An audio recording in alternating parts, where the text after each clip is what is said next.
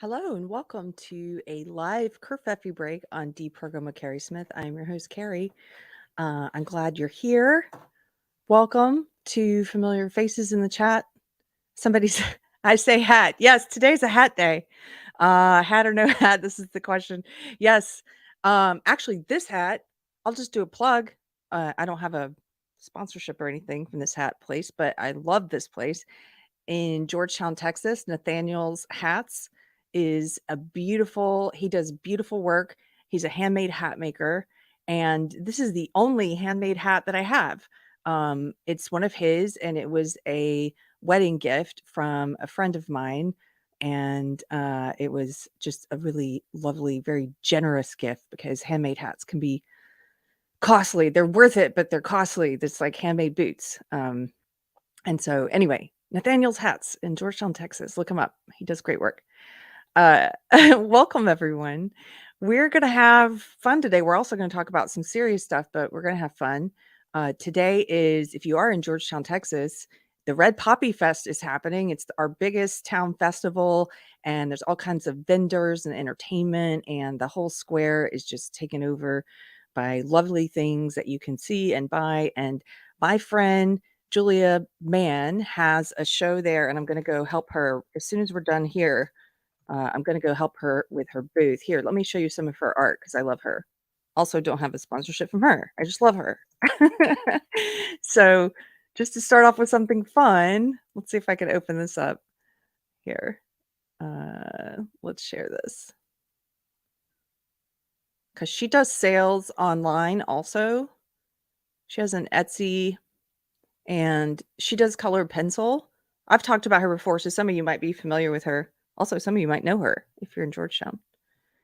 But this is her work, and it's all she also sells at a lot of Comic Cons. I've been able to help her at the one in Dallas last year was so much fun at her booth. But you can see the kind of stuff she does. She does a lot of sort of pop culture nostalgia, and then she also does animal prints. You can commission her for dog prints, and then she does some Christian themed art as well.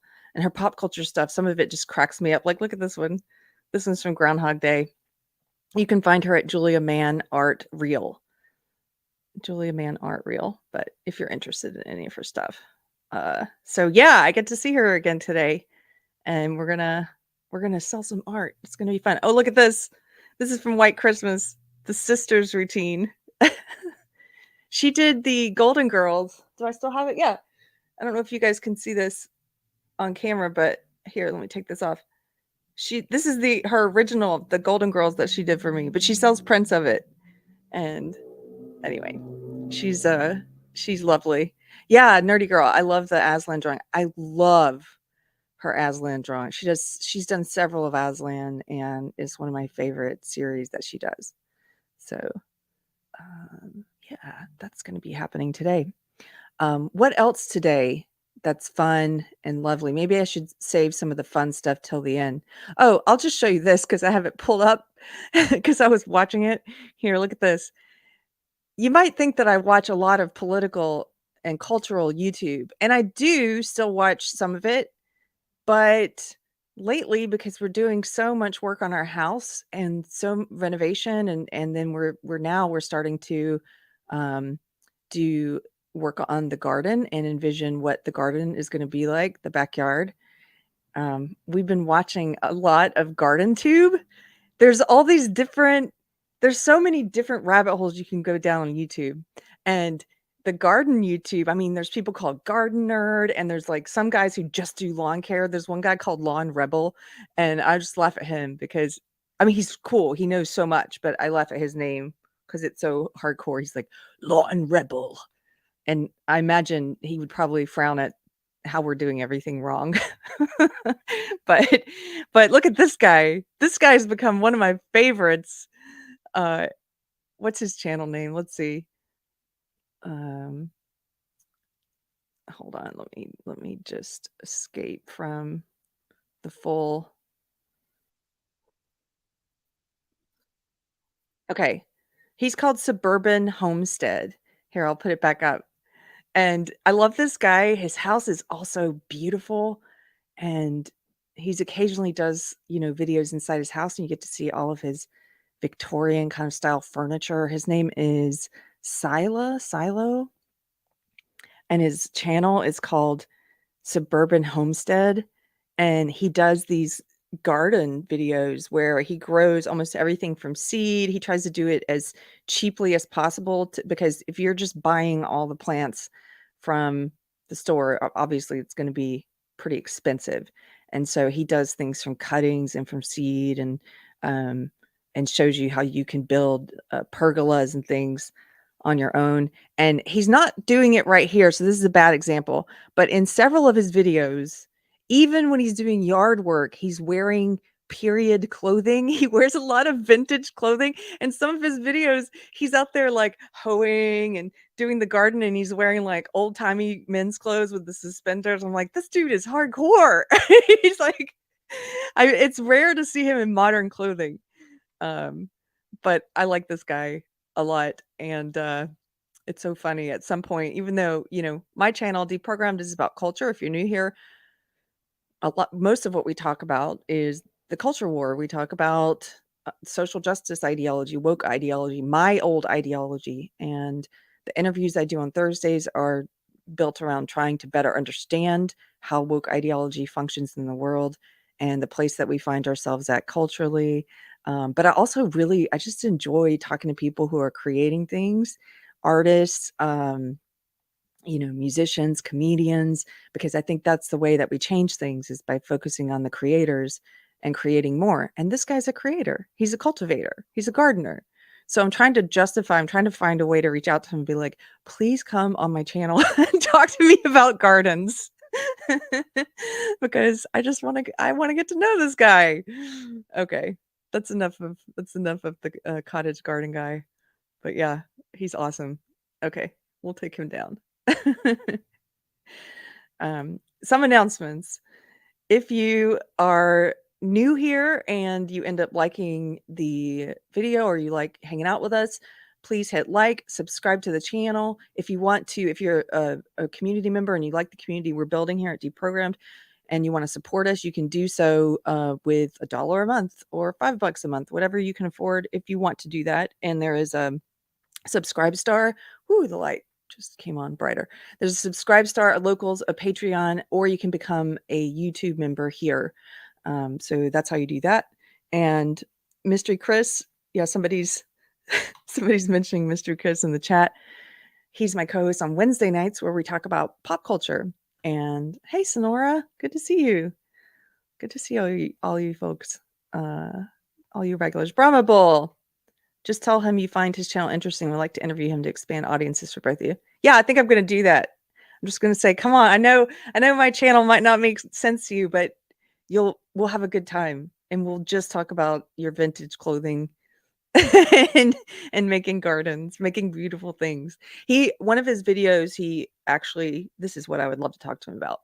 He talks about the importance of beauty and creating beautiful environments. And he actually gets into a little bit of some of the stuff we've talked about on this channel before, about modern and postmodern architecture, and how uninspiring, how ugly, how drab, how it feels like you could be anywhere at any time and nowhere at any time. And I was watching his video about, creating beauty, and he was showing some of this modern, postmodernist architecture. I was looking at it just saying, yeah, it's communist. That's the word that comes to mind for me. Communist architecture, where humans are reduced to little bees in a hive, or little ants in a hill, and you're just made to feel so like a worker bee, like a cog in a machine. I hate that kind of architecture.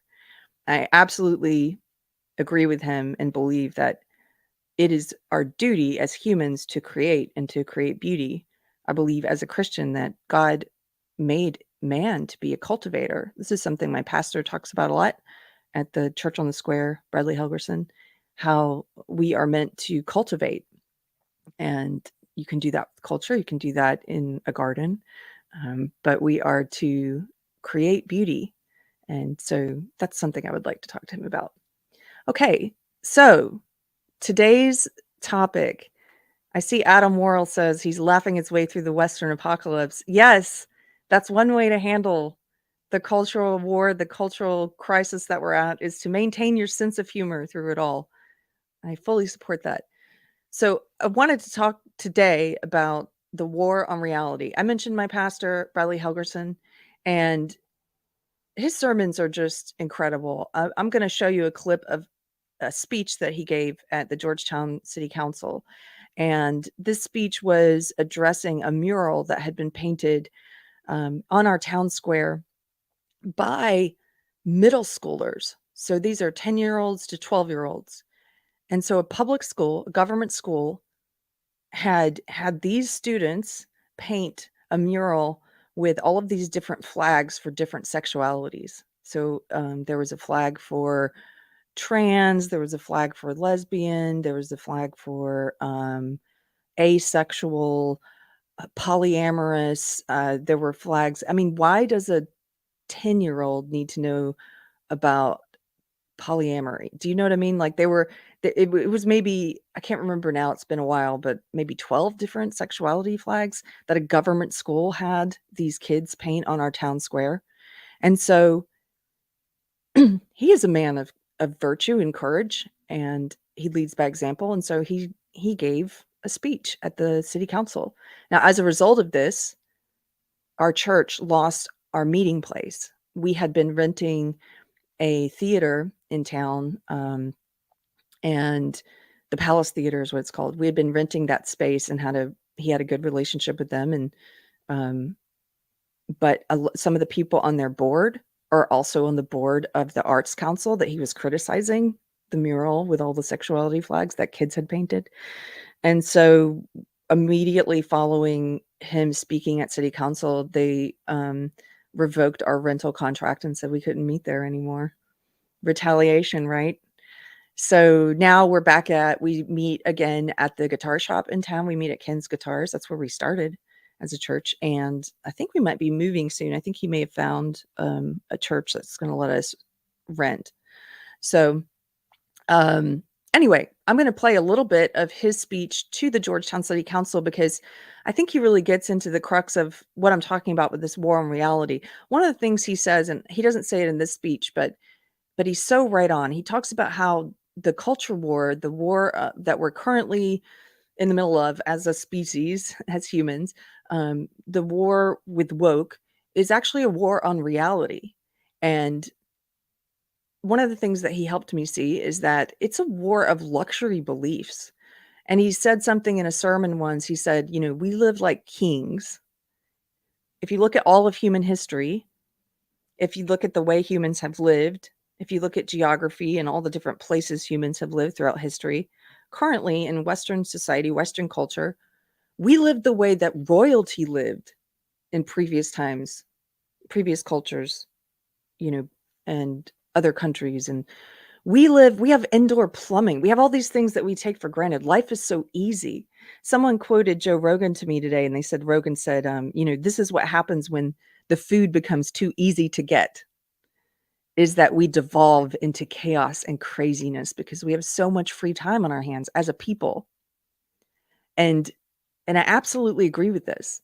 I was watching, because again, I watch different kinds of YouTube channels like gardening and art. My husband loves art history videos.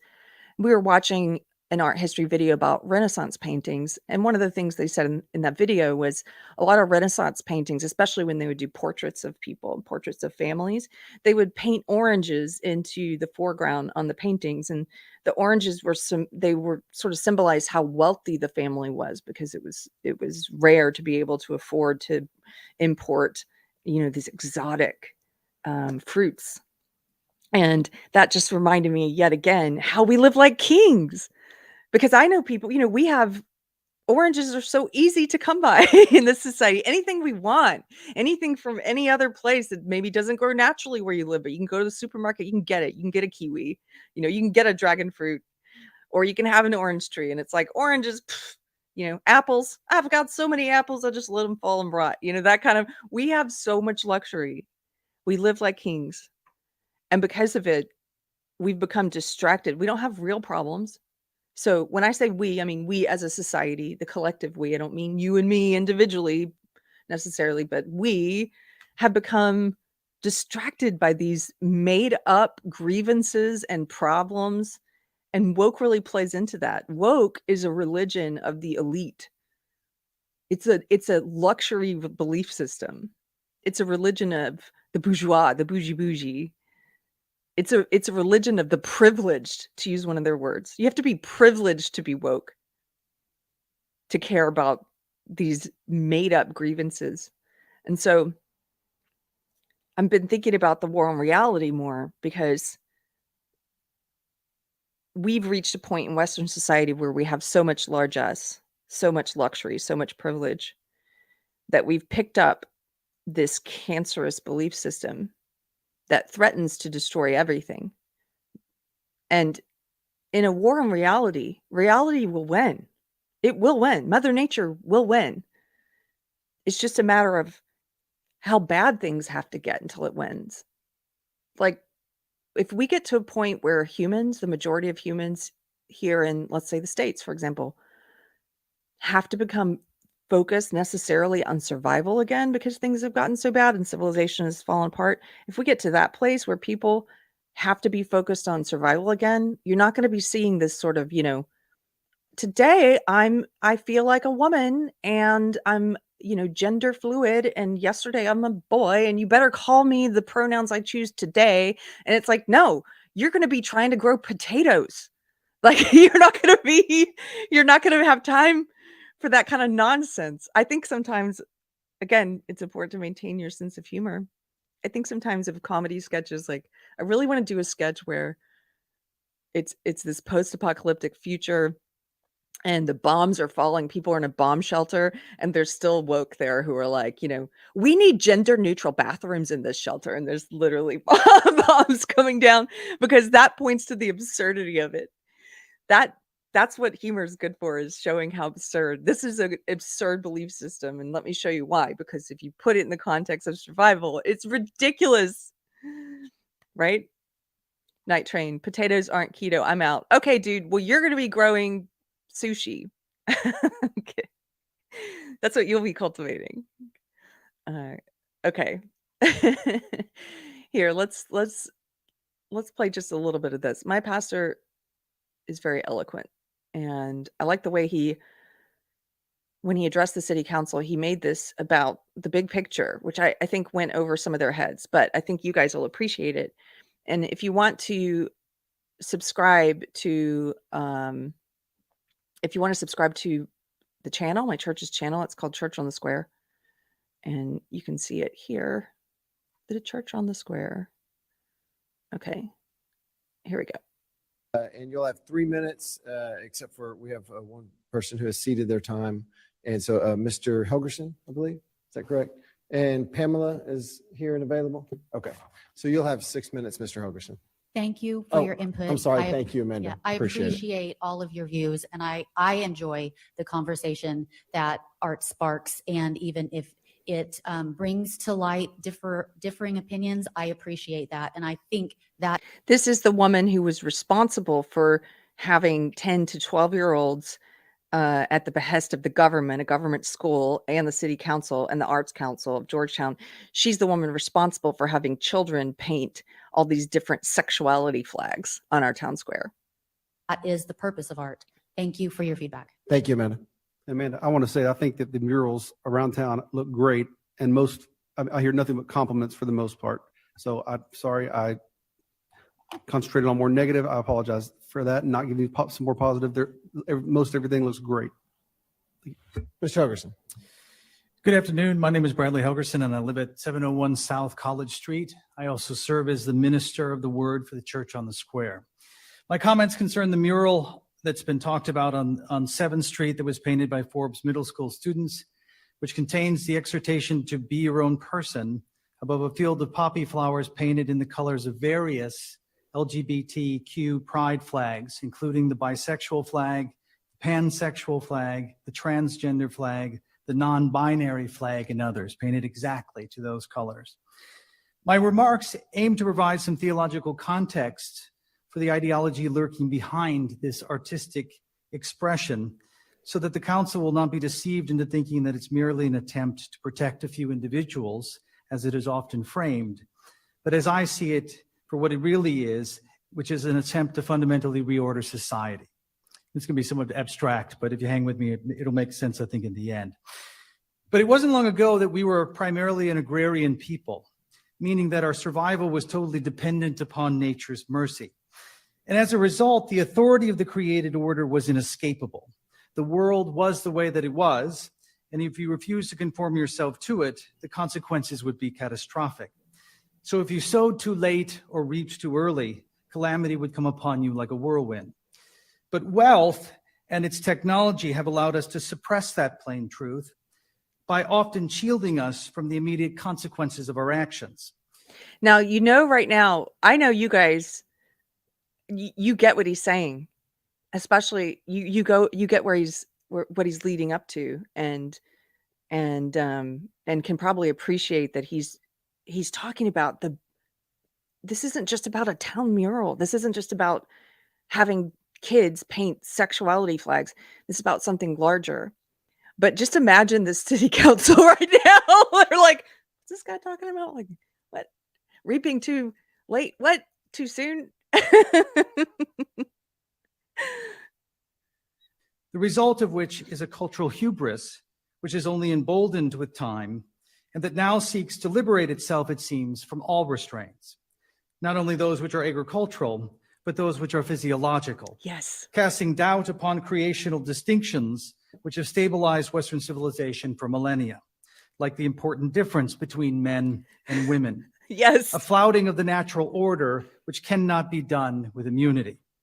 Deny gravity by jumping off a high-rise building and the consequences are immediate. But if you deny biological gender, the consequences may be delayed, but they will be no less tragic. Which brings us to the Forbes mural and the Arts and Culture Board, which sponsored it. The purpose of culture is to transliterate the sacred order into the societal order, to give us the language, symbols, and practices necessary to not only understand the sacred, but to aid in our conformity to it. This is what art in its highest form is intended to do, Yes. to be a threshold to the transcendent, so that we might be conformed to its image. And thus, what every cultural institution is about, and what every piece of art is about, whether the artist knows it or not, is the project of conforming society to a particular vision of ultimate reality, establishing, if you will, God's will on earth as it is in heaven. But the imminent threat we face as a society at the moment is not that we have competing religious visions clamoring for our attention, but rather that there is a rebellion rising which seeks to destroy the sacred itself. An abolitionist movement which is driven by resentment, by what Herbert Marcuse called the Great Refusal, a description that he finds from Dante's Inferno. It's a kind of resentment, kind of a resentful hyper-individualism that will conform to nothing, Yes. which views, in other words, negation as an intrinsic good, which finds catharsis in bringing chaos out of order. Dante. I just wanted to pause him for 1 second. Night Train says, man, I need a dictionary to watch this cat. Me no English speak bester. You crack me up. Actually, because you only have 3 minutes at city council, he's being very succinct and concise.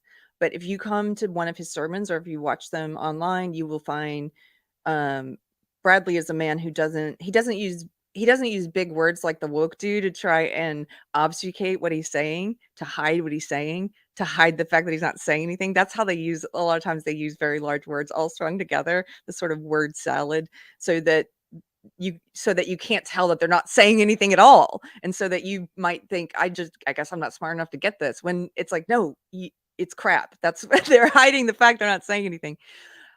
He just has a very large vocabulary, and when he does sermons, he has a lot more time, more than 3 minutes, and he will usually define anything he's saying that he thinks maybe you might not know. So it's about including people. It's not about like, and if you listen to him, I think your vocabulary will increase. Okay, I'll continue. Dante, as an aside, pictures these disgruntled deconstructionists as marching around the shores of Acheron, waving blank banners, for they protest merely for the sake of protesting, and therefore they belong in neither hell or heaven. Now, many have been fooled into thinking that such a rebellion against reality is an act of liberation, that when we tear down every norm, we will be left with a freer society, that true freedom comes when the shackles of the sacred are removed.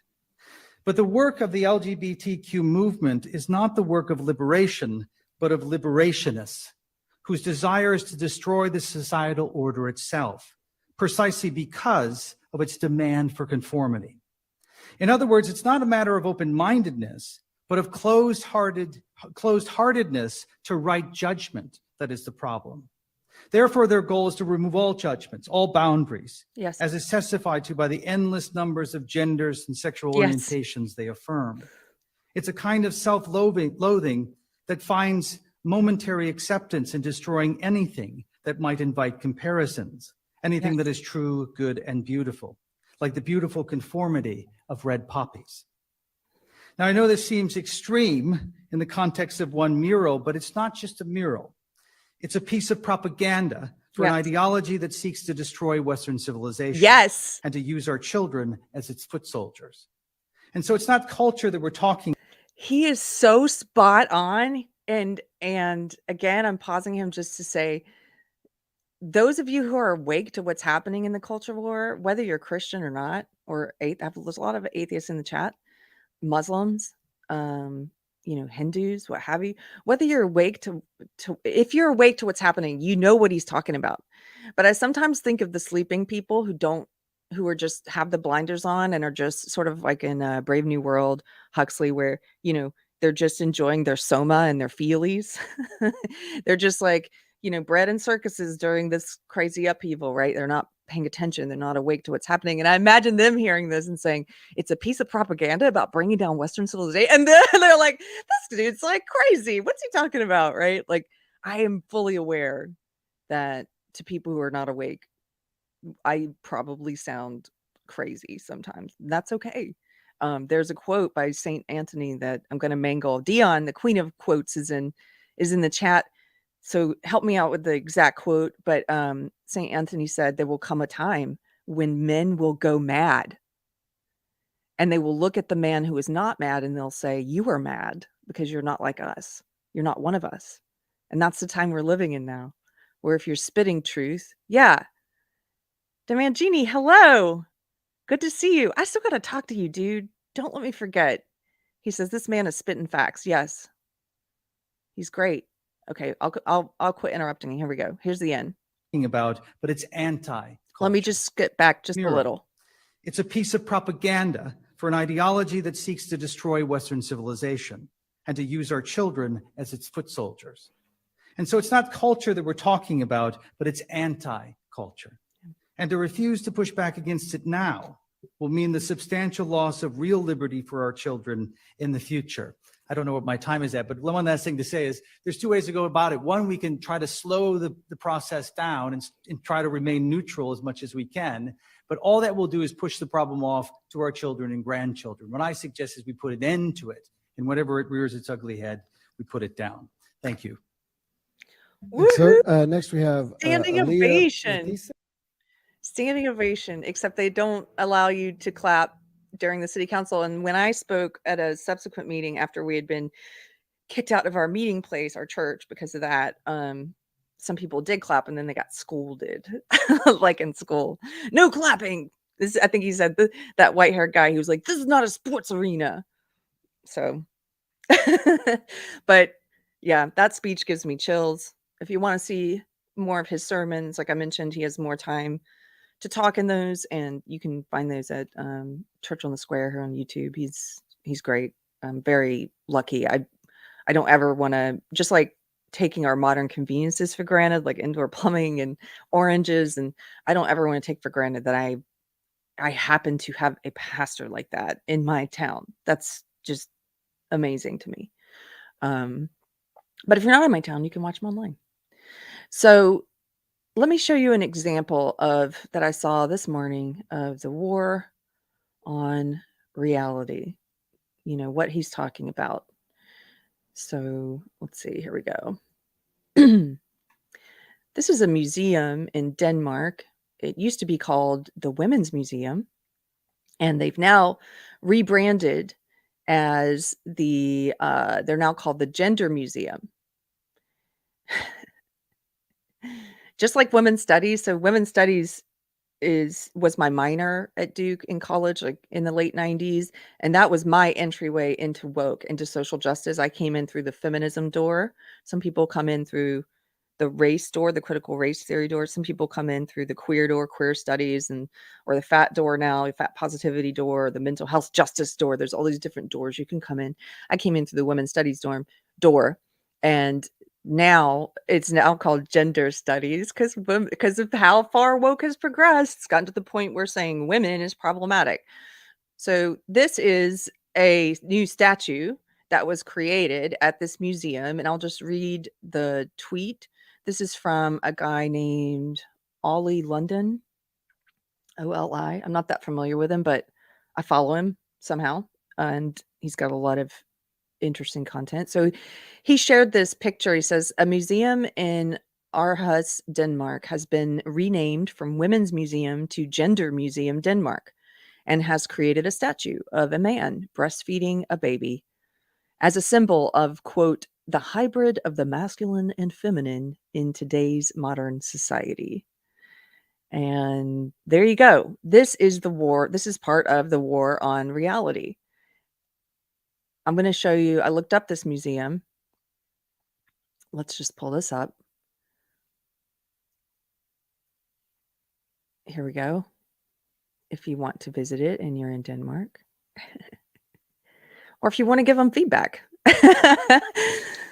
Here we go. Can you guys see that? The Gender Museum of Denmark. And then they have a little announcement here verifying what he said. The Women's Museum has changed its name to the Gender Museum Denmark and emphasizes the cultural history between genders and discusses the gender policies, equality, body, and sexuality. And then they have a little bit more here. They say Gender Museum Denmark, the Women's Museum, in parentheses, because what it used to be called. Of course, all the old school feminists who oppose this destruction of the category of woman, this attack on the very category of woman, they are now pushed out of woke. They are now called TERFs. TERF stands for Trans Exclusionary Radical Feminist. It's meant to be a slur. It's meant to say you are necessarily transphobic or bigoted towards people who have gender dysphoria. If you oppose this destruction of the category of woman, which is not true.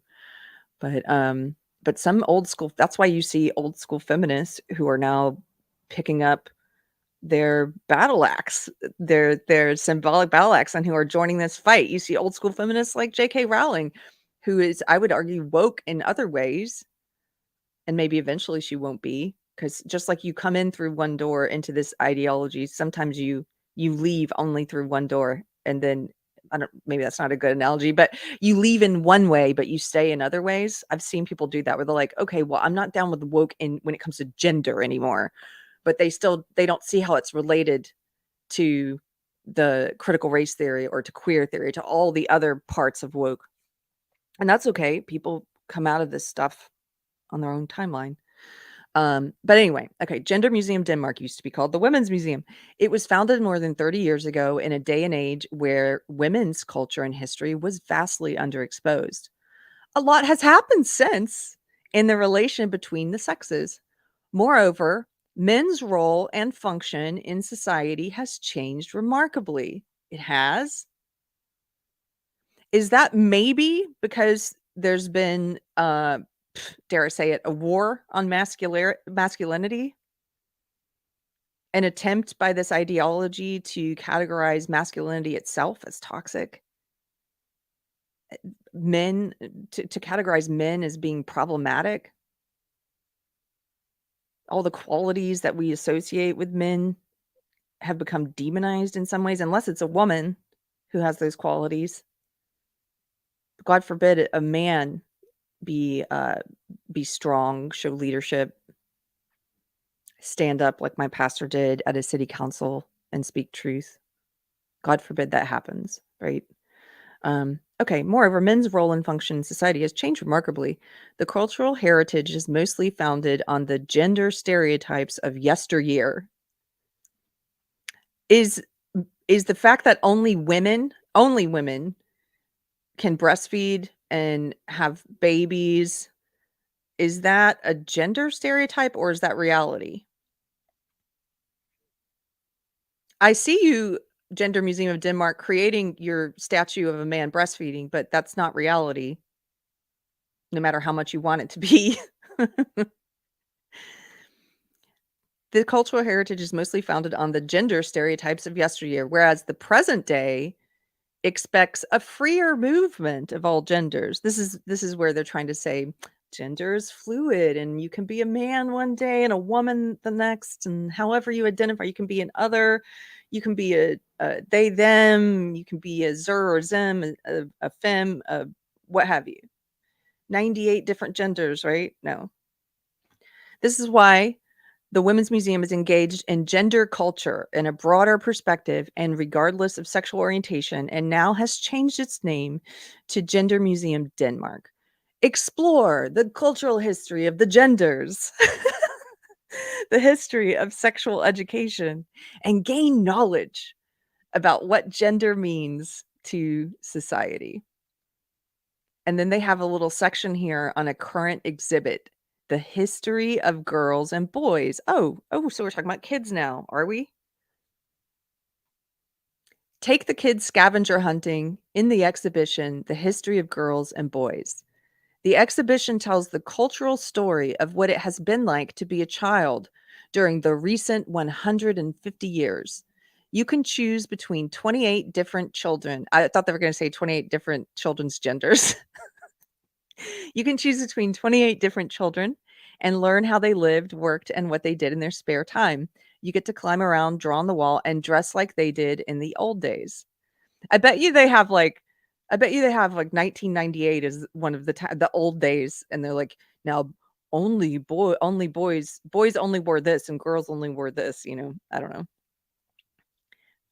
Dress like they did in the old days. Stop by the Gender Museum Denmark and explore the permanent and changing special exhibitions. Guaranteed to give you something to think about. Also, enjoy a nice cup of coffee.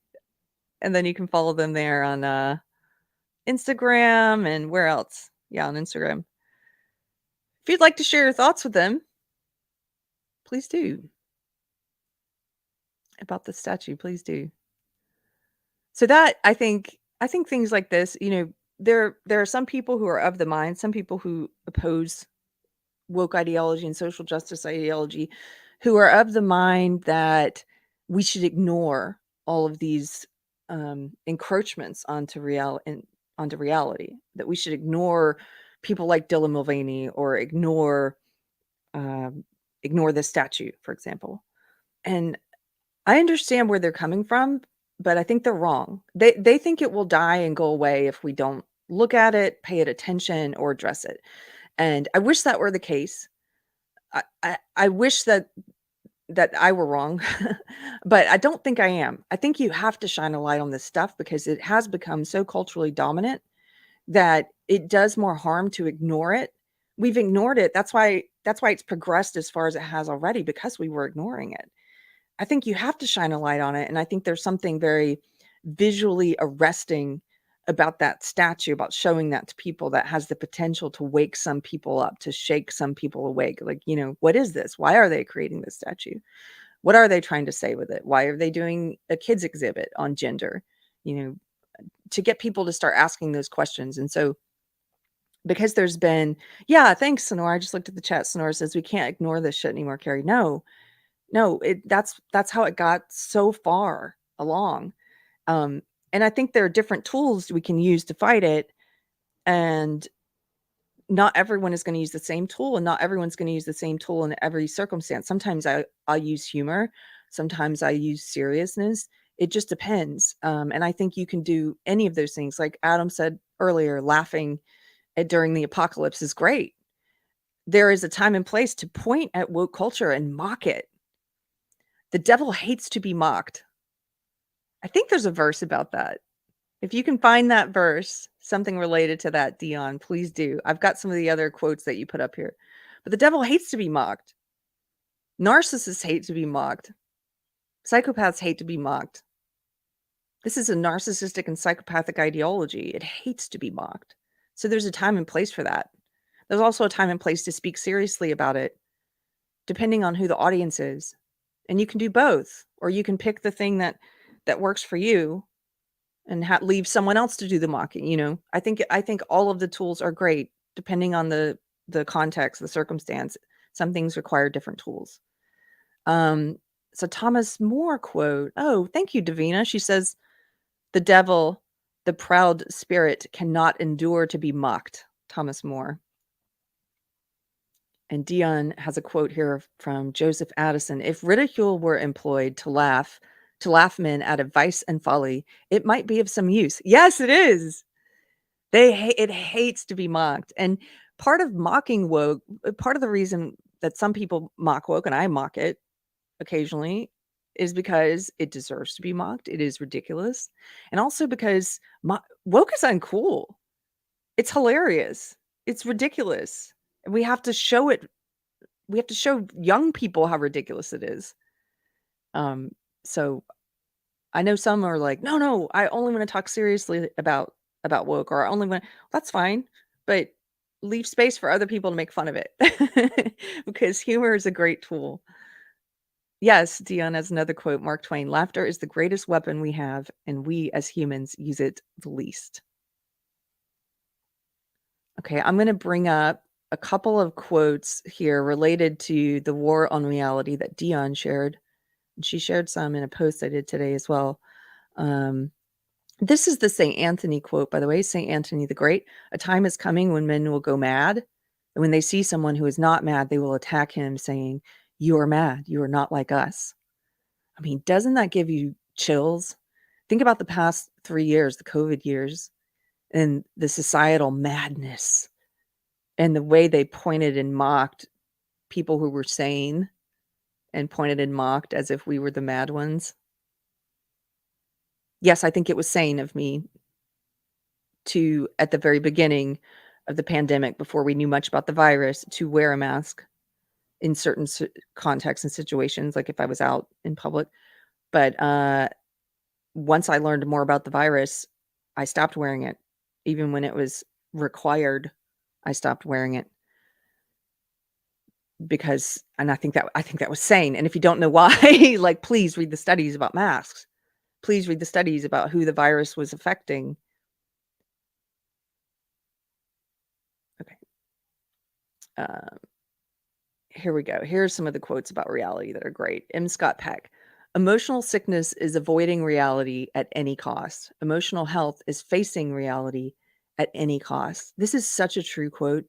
And it's not just about society and how we're currently, as a whole, the collective, we are at war with reality. It's also on an individual level. Think about this in your life. When you try and ignore a problem, pretend it doesn't exist, when you try to stay in denial about something, that's not emotional health. It's sickness, and it makes the problem worse. Jordan Peterson talks about this. He has a story, an allegory that he tells about the dragon in the house. And some of you may be familiar with it, but it's like starts off as a little dragon, and the parents ignore it and they pretend the dragon's not there. And over time, the dragon gets bigger and bigger because they keep sweeping this problem under the rug, this dragon under the rug, trying to pretend it's not really there, until the dragon becomes so big that it's bigger than the house, and it stands up and takes the house and the home and the family with it. And that's what happens to problems when you ignore them and try to just, hope it'll go away through denial. Let's see. Here's another one from Dion. Neither prosperity nor empire nor heaven can be worth winning at the price of virulent temper, bloody hands, and an anguished spirit, and a vain hatred of the rest of the world. John Milton. Another from Dion. The pursuit of truth and beauty is a sphere of activity in which we are permitted to remain children all our lives. Albert Einstein. And then, oh, look, an Ayn Rand quote. For the for the atheists and the objectivists in the room. Ayn Rand said, you can ignore the reality, but you cannot ignore the consequences of ignoring that reality. That's so true. That's exactly what my pastor was saying. And Ayn Rand, atheist, but she's talking about the same thing. Okay. And then this was just funny. T Money, all that is man, says, so you're saying we need the wrath of God? Because it sounds like you're saying we need the wrath of God. Well, I think we might need it, or I think it might be about to happen regardless. I mean, again, think about problems in your life. If you ignore them for too long. I was talking about this with a friend recently. This conversation I end up having a lot whenever somebody's going through something, or if I'm going through something.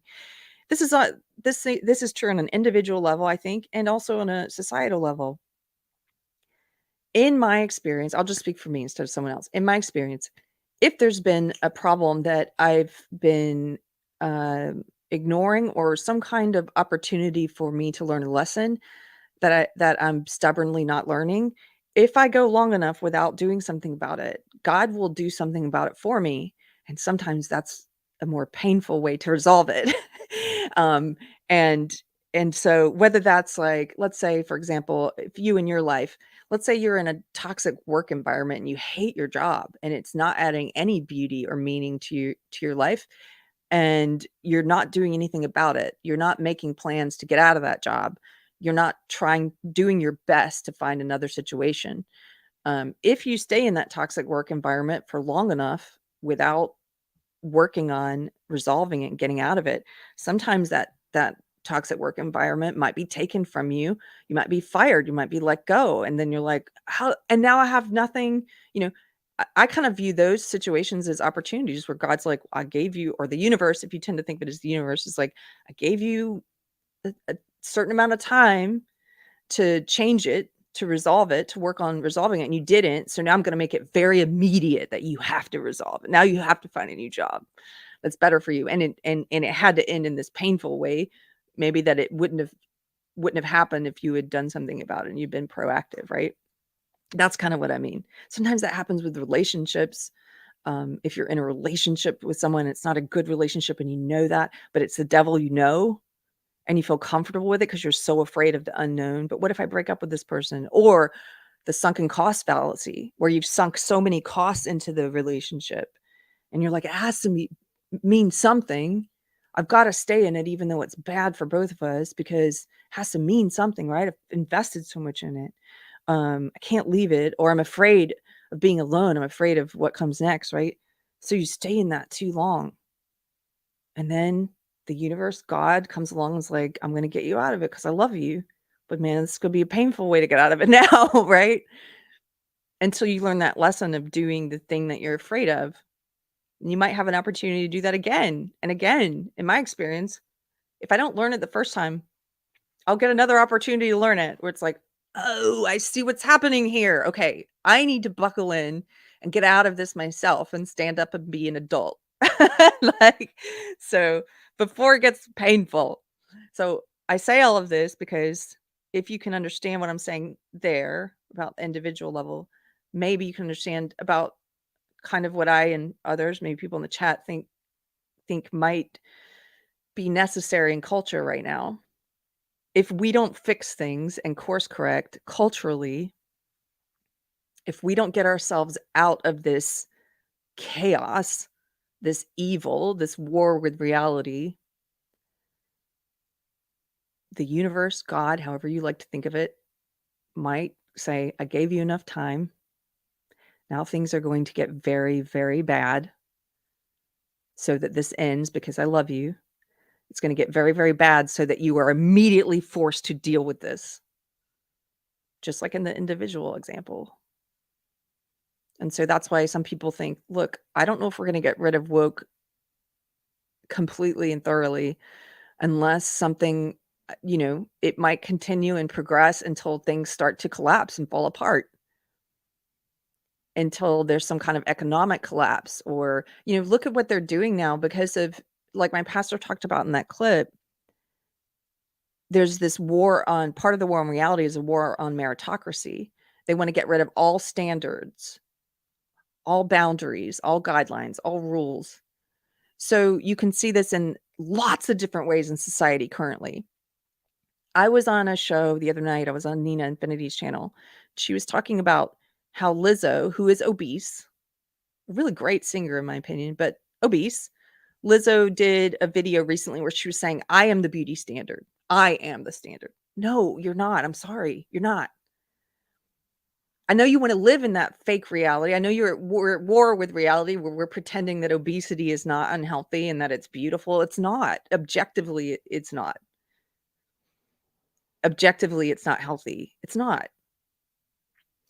But in the fat positivity, that part of woke, they are pushing that idea, and they're pushing it in multiple ways. I had a friend who she used to work in activism. I knew her from the comedy world, the comedy and activism world. She used to work for the ACLU. She worked in comedy as well. She got hired by Harvard Medical School, not a doctor, no medical background. She got hired to be the head of some kind of LGBT department at Harvard Medical School. And some of the things she pushed in her, I think it was 6 years in that job, she was training doctors at Harvard and other medical schools because they would fly her around the country. She was training them that biological sex isn't real, that, war on reality, right? You're teaching medical students this. One of her big successes that she was celebrating was that they pressured and eventually succeeded in getting a particular hospital to remove the male and female designation on your hospital bracelets when you got admitted. You know, the bracelet that has your blood type, your weight, your age, all these facts, your sex, which is a fact, when kind of important to know what your sex is. They got the hospital to take that off so they would no longer put that on bracelets. That has real world consequences. There was a case that happened, I forget what country this was in. Someone in the chat might remember. I've talked about it before. There was a case where a trans man, so a biological woman, went into a hospital with abdominal pains. And because they didn't know she was a biological woman and she passed as she looked like a man, they were running these tests and they did not consider the fact that she might be pregnant. And she ended up losing the baby. There are real world consequences to warring with reality. Taking male and female off of your the hospital intake bracelets is absurd.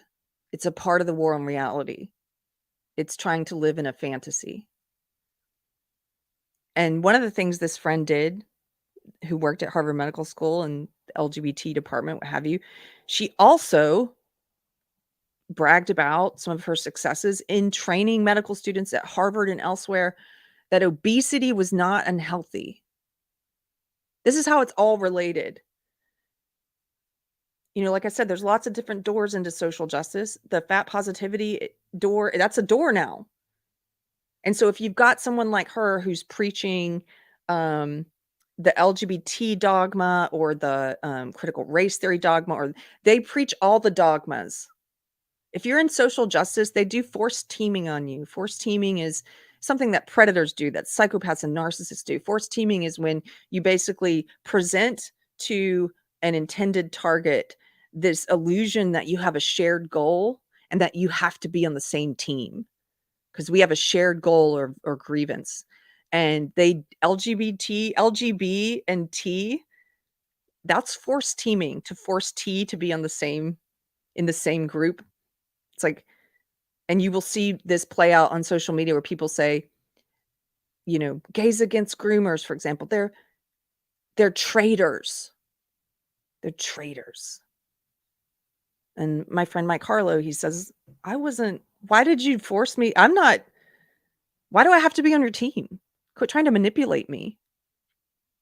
I don't have to be on your ideological team, but that's what social justice does. So it says if you are in for the gender stuff, you got to be in for the fat stuff, and you got to be in for the race stuff. And they sell this idea to you. They sold it to me that it's all oppression, and you have to look at every one of these different identity groups, and there's new and evolving ones all the time. You have to look at all of them as, okay, identify which group in that category is the oppressed and which is the oppressor, you know? And so they do that in the fat positivity movement.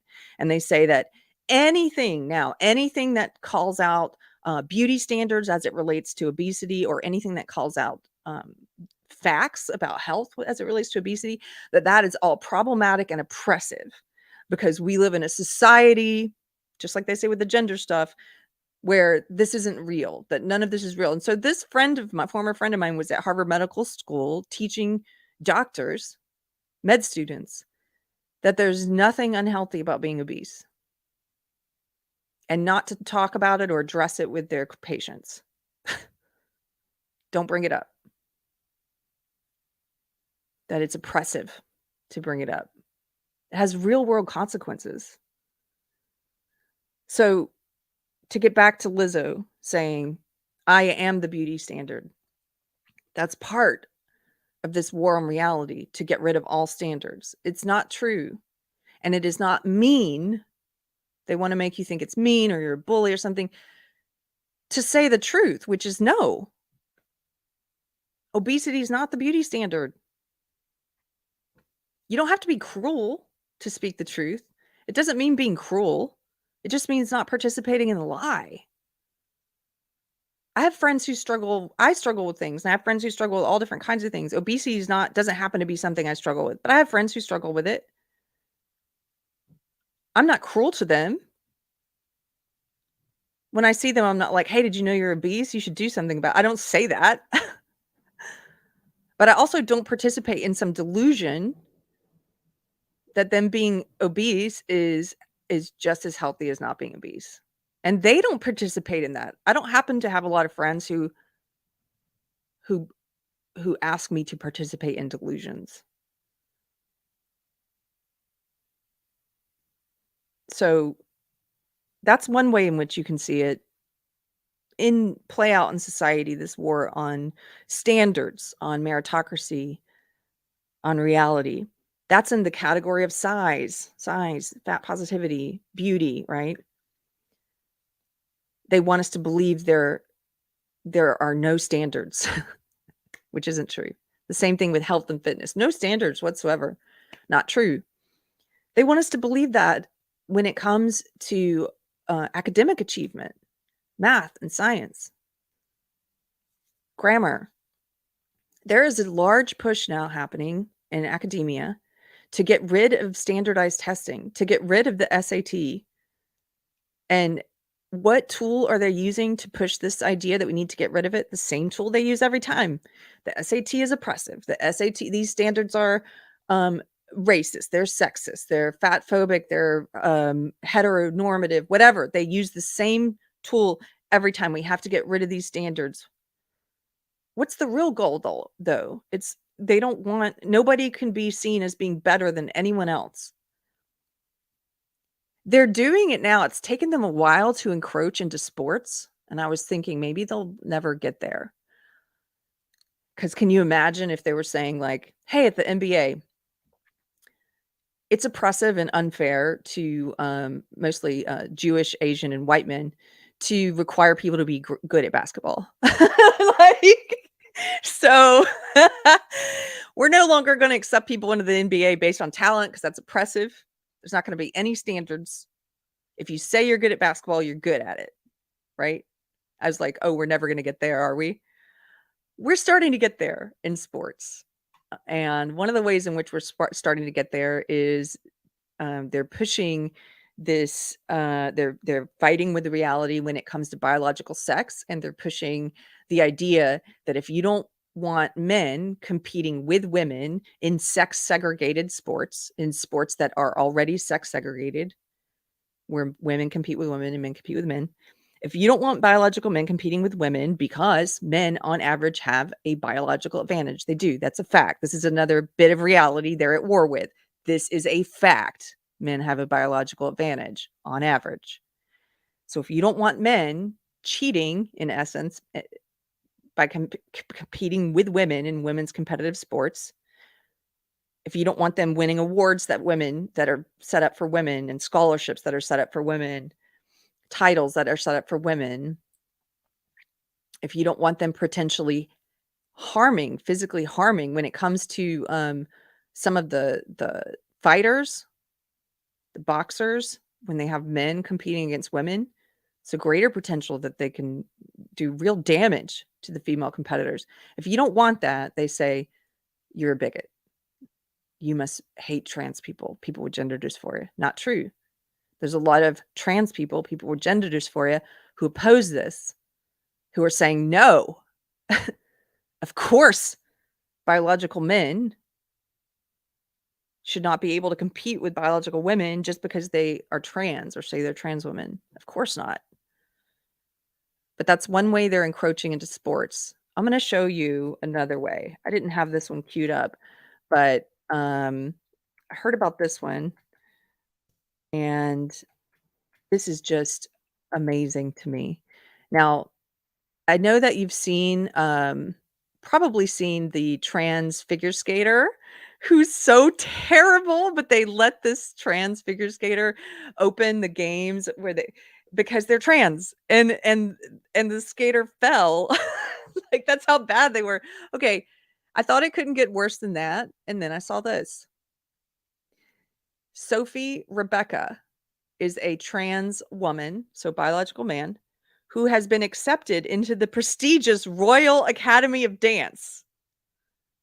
This is a part of the world in reality where we're getting rid of standards. It doesn't matter that this person is shit at ballet and cannot dance. The fact that they're trans is enough. They say they're trans is enough to get them a seat at the table at this prestigious dance academy.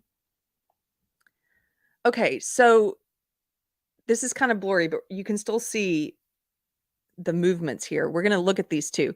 On the right, if you can see this, on the right is the trans ballet dancer who was just accepted into the Royal Academy of Dance, Sophie Rebecca. And on the left, you're going to see an actual woman, an actual ballet dancer who, oh, by the way, the trans dancer I read, the one on the right, just started dancing a couple years ago too, which is hilarious. Okay.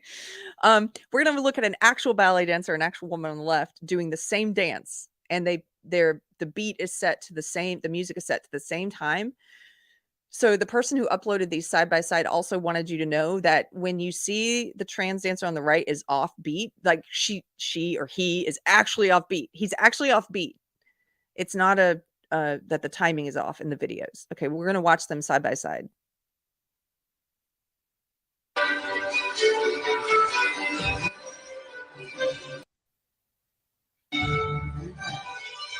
Let's just mute it so I don't get a strike. Look at the difference here. This is the same dance. This is look at the one on the right.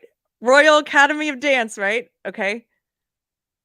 Excellent trans ballerina. No grace, right?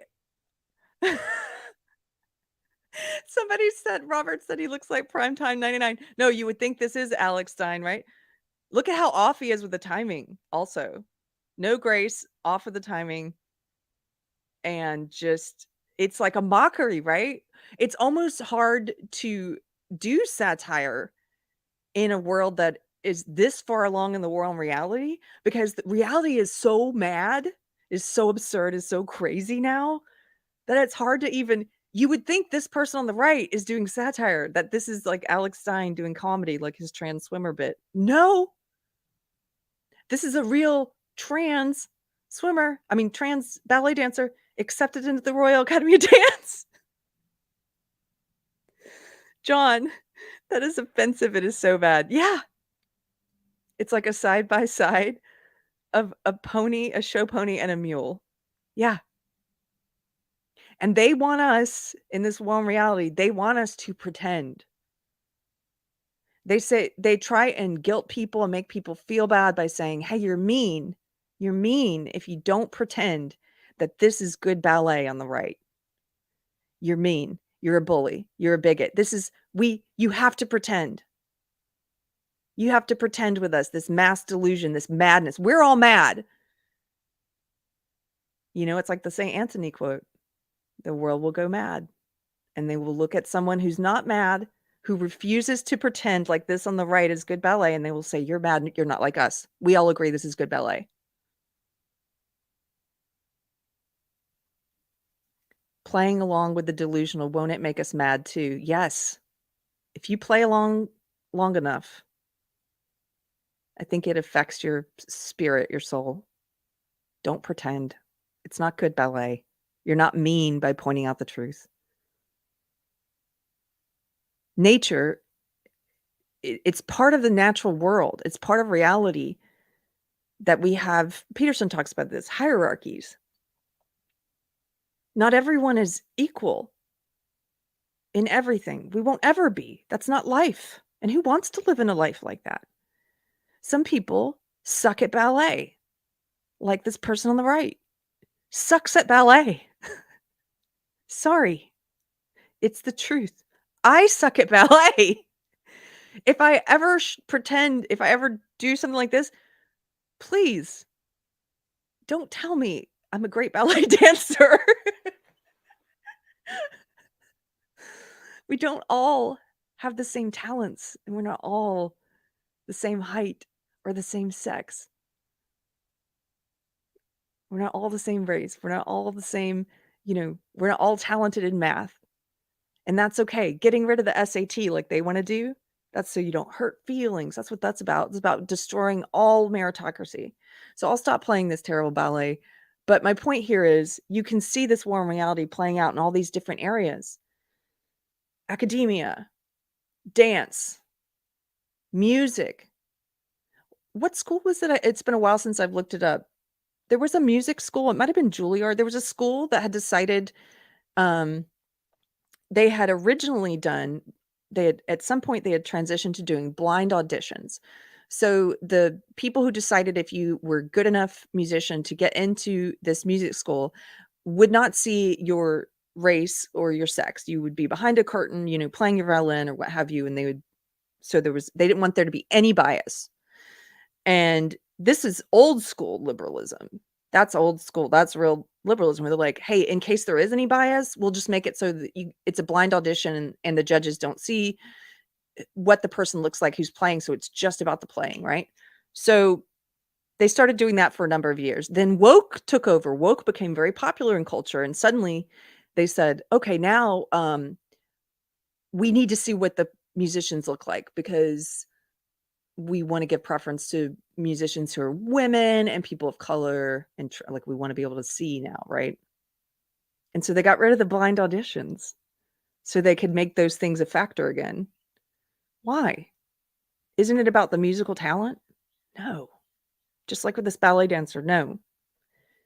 This world that we live in, this warm reality says no one can be better than anyone else. And they want to create a hierarchy that's presumably based on identity, and that's it.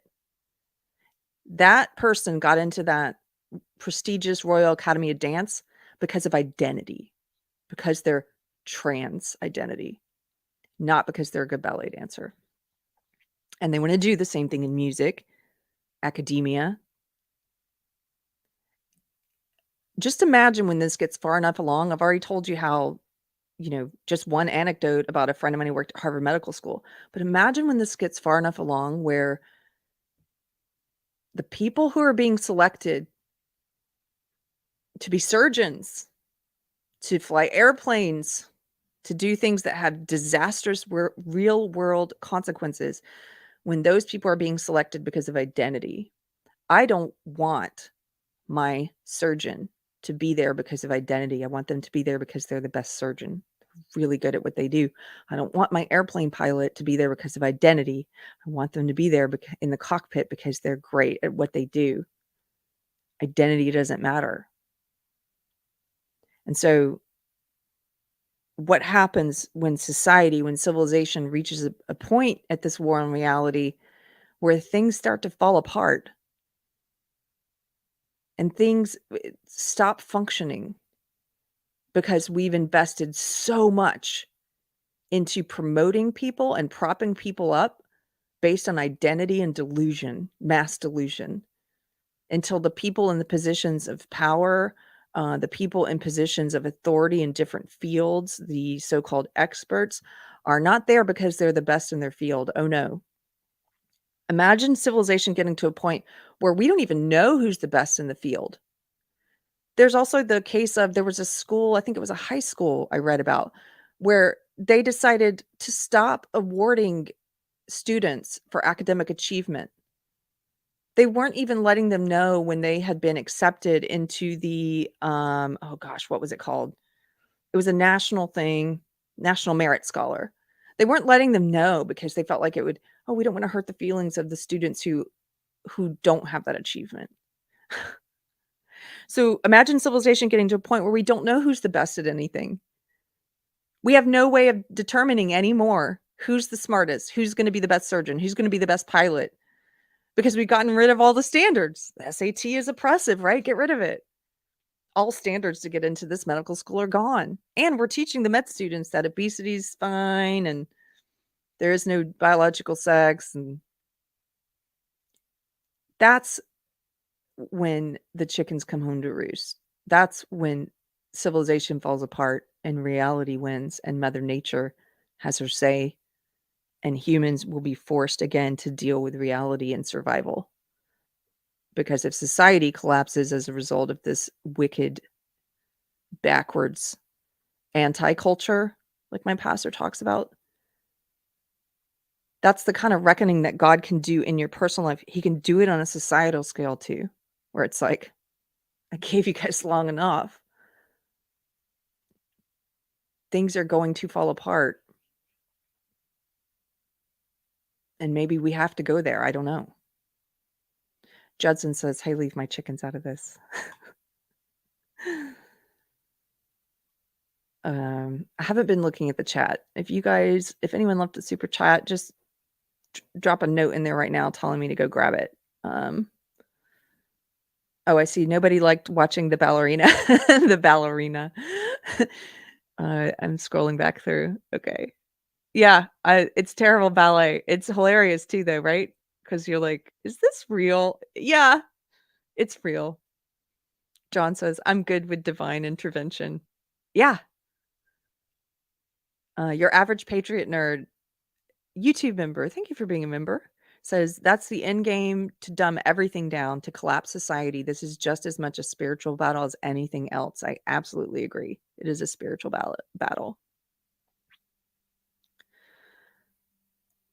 Hi, Kendra. She says, oh my goodness, no form. My friend dances at Houston Ballet and worked her whole life to be the graceful dancer she is. Yeah. And imagine what it's like.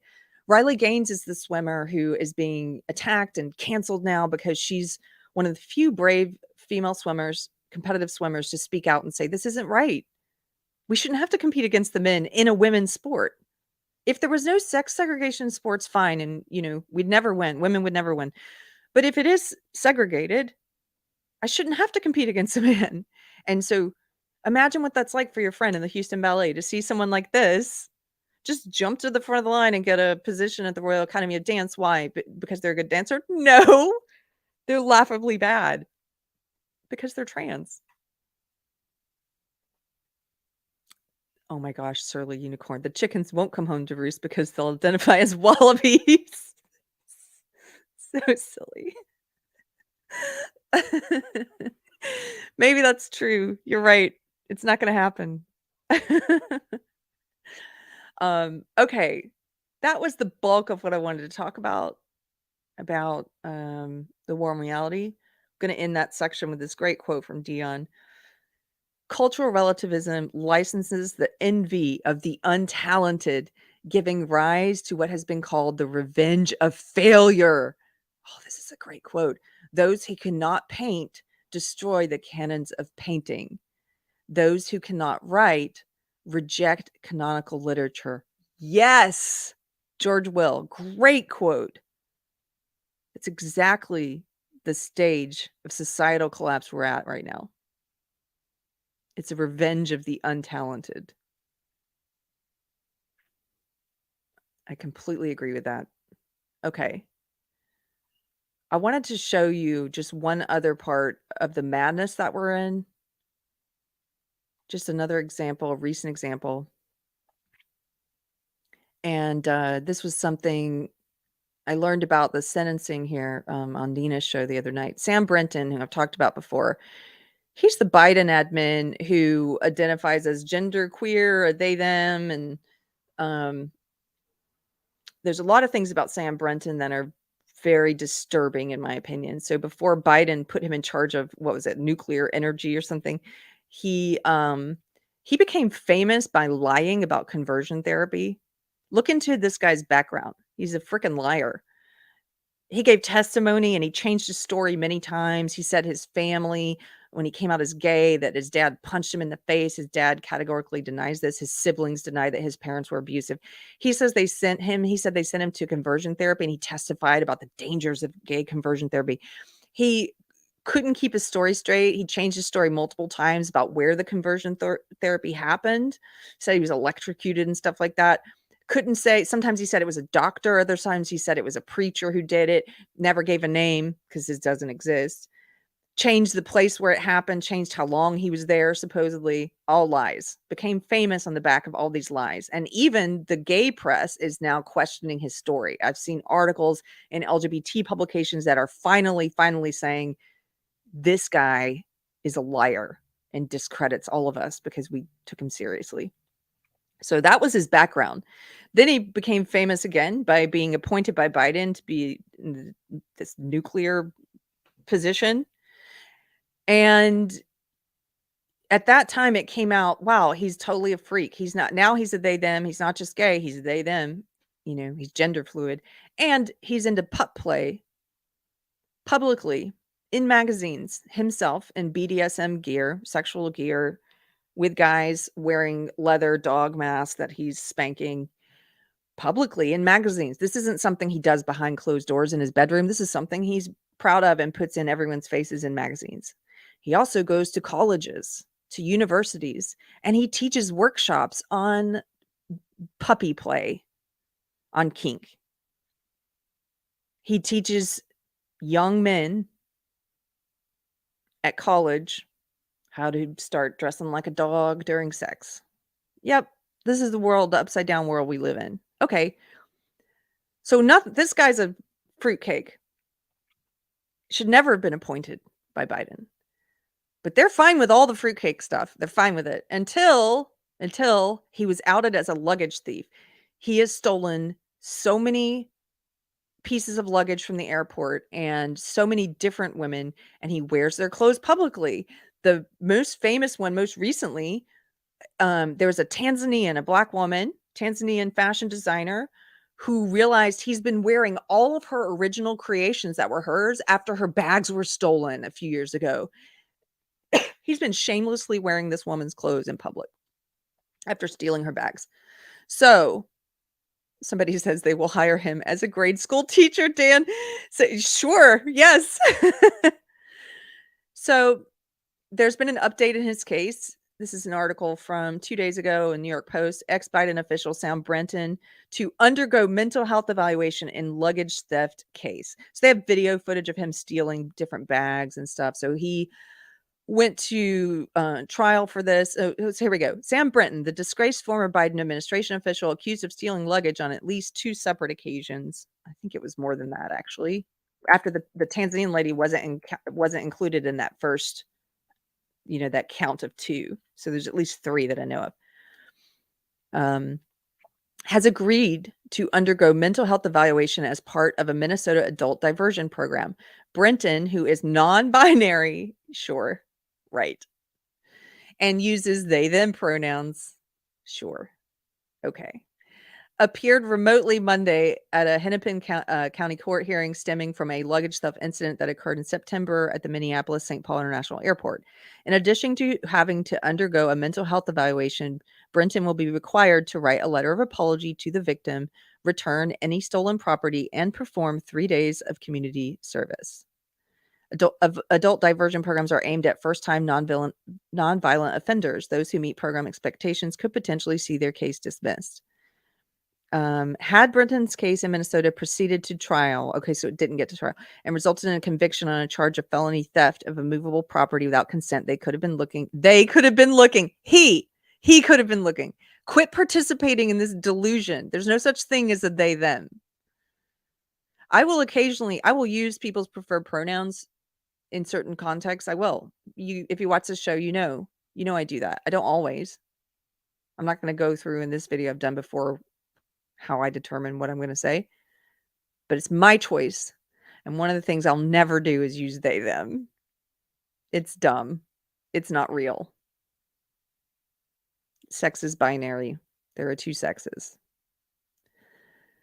So he could have been looking at up to 5 years in prison if it had gone to trial. Look at this stolen dress. And a lot of these freaks, I have to say, they want you to know they're a freak. They get off on pushing it in your face. Like, he is, there's something he's doing here that I've found to be pretty common. It's almost like, it's like the guys who they don't actually have gender dysphoria. They've never experienced or grappled with that feeling since they were a child of having discomfort in their biological sex in their body. Okay. The people with gender dysphoria who ultimately decide as adults to become to live as trans, to try and pass as the opposite sex, they don't like being lumped in with the autogonophiles. The autogonophiles are the fetishes. It's the guys who get off on seeing themselves as what they're attracted to, or seeing themselves as the opposite sex. I think he's a type of fetishes. He gets off on pushing in our face the fact that he is subverting all gender norms, right? He's got a bald Matt Damon head. He's wearing a very feminine evening gown and jewelry that he stole. And he's wearing this garish red lipstick. It's like, let me look as freaky as possible because the goal is to make you uncomfortable. Because he's a narcissist and that's what he gets off on. And think about his particular crime. His crime is stealing the clothes of other people and then what? Wearing them in public because he gets off on it. That's part of why he does that crime. Is to push it in your face, to know secretly that he's getting away with something. A total exhibitionist. What's funny to me about this whole thing, and this is why I say this is a great illustration of the crazy world that we live in, the mad world, is that this guy didn't lose his job with Biden until the luggage thievery came out. And he hasn't been forced to get mental health until the luggage thievery came out. Let me show you something else. When he was hired to work for Biden, this is a photo from the magazine spread I'm talking about. And there are a lot of these pictures. I'm just going to show you one. Publicly, Biden admin. Here he is. And he goes to colleges and teaches this to young men. There's a dildo coming out of the guy's butt there. Dressed like a dog. Yeah. And this was in a whole article about his pup play. Okay. Our society is so mad that he gets hired with this being out there in the open. Not something he does in the privacy of his own bedroom, does it publicly and goes to colleges to teach it. Gets hired. That's how mad the society is. No one said, hey, maybe you should get a mental health evaluation. Until he got caught stealing. No boundaries, right? For some reason, I guess the theft is still a boundary we have. But why? Why does he need mental health evaluation for stealing? Which I think he does, actually. But why does society say he needs that? We culturally say, well, yeah, maybe he needs mental health intervention for stealing. But culturally, going to colleges and teaching young men to dress up like dogs for sex, that's cool. Let's put him in the president's cabinet. Like, what? That's how mad this world is. Just, you have to laugh at it because it's the crazy upside down. That's where we are. Great example, right? Sam Brenton. And they treat him with reverence and like he's sacred because he's a they, them. We were joking on Nina's show the other night. Jonathan Majors, he's an actor. He's currently facing a lot of allegations of abuse from different women he's dated. And he's a Black actor. I'm not that familiar with him. He's supposed to be in some new movie that's coming out. He's been dropped by his talent agency and a whole bunch of other people. and jobs and stuff. Even though, the trial hasn't happened yet. We don't know if he's guilty or not, but just because of the allegations, this is happening. He's facing consequences, societal consequences. Okay. We were joking on Nina's show that like all he would have to do if he gets a new PR firm, because I think his PR firm dropped him. They're very cynical, these PR firms. All they'd have to say is, you know what, Jonathan Majors, why don't you put on a dress like Sam Brinton, shave your head and come out and say you're they, them. All your problems will go away. Society will be forced to say, bravo. How brave and stunning. He's being himself. I mean, they, them, they are being themselves. Jonathan. So that's the mad world that we live in. You have to keep your sense of humor about it. How attached to your balls are you, John? Okay, yeah. Right. Put on a dress, John. All of your problems will go away. That's the world we live in. Oh my. Okay, let's do a cleanse. I started off this show by talking about stuff that, culture and creating gardens and beautifying your spaces. And, we're renovating this house and trying to make it beautiful, which I love. And we've been working on the garden as well and making plans for that. It's very exciting. And so we're going to end with a bit of culture creation. I haven't shown this video yet. This is a recent live video that my husband put out. My husband's band put out, his full band. And they're going to be doing a European tour this fall, and I'm going to get to go with them. I'm very excited. So I don't know all the dates yet, but if you watch Deprogrammed and you are in, I do know some of the places will be hitting, if you're like Germany and Switzerland and Paris, I think, and maybe some other places. We'll see. But if you're in any of those places and you want to meet up or something, just send me a message. Email me at deprogrammedpod@gmail.com. I don't know yet what cities I'm coming through, but maybe we'll cross paths. Who knows? And also my husband, we've been doing house concerts. We're doing 2 more, May 19th. If you are in the Georgetown, Texas area and you want more information, email me at deprogrammedpod@gmail.com. We don't make the ticket links public, but if you email me and tell me who you are and what have you, I'll get you the ticket link. And those are going to be fun. Those May 19th shows are going to be all Latin music. Robert, I hope you can come. I'll talk to you later. Okay. Here we go. Without further ado, let's end with something fun and positive. This is my husband's full band doing the song Bésame Mucho. I love the song. Let's go.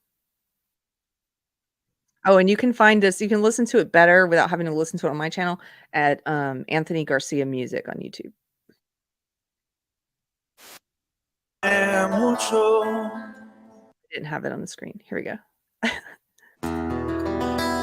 Bésame, bésame mucho, como si fuera esta noche la última vez.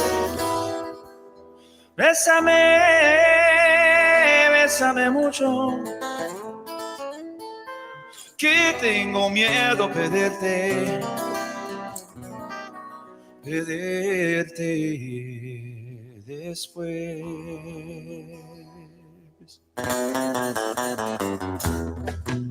Bésame, bésame mucho, como si fuera esta noche la última vez. Bésame, bésame mucho, que tengo miedo perderte, perderte después.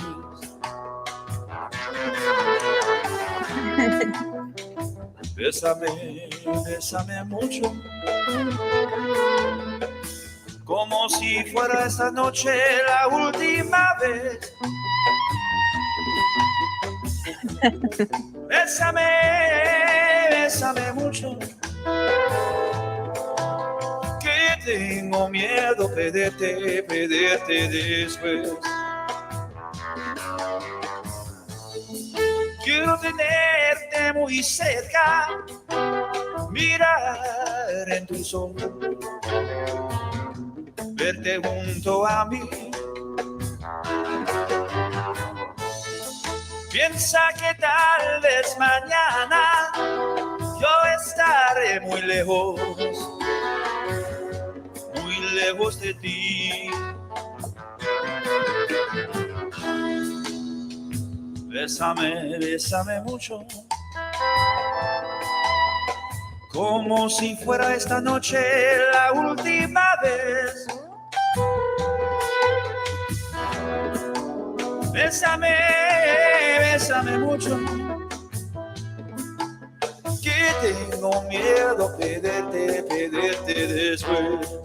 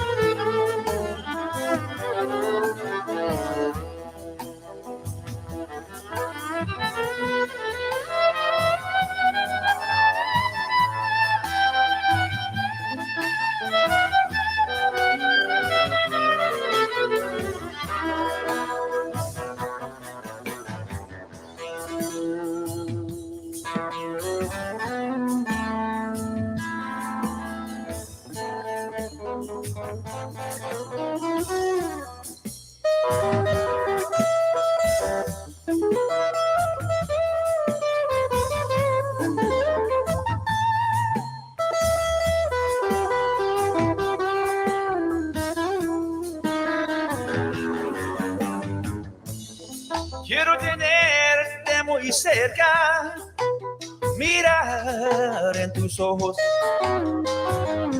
verte junto a mí. Piensa que tal vez mañana yo estaré muy lejos de ti.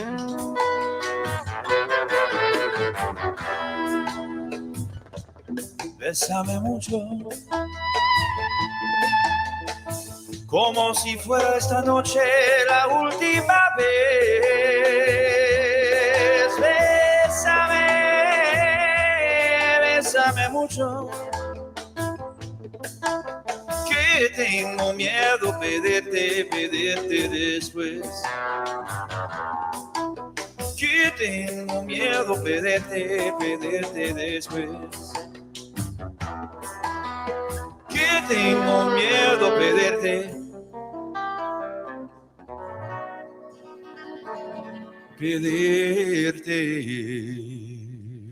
después.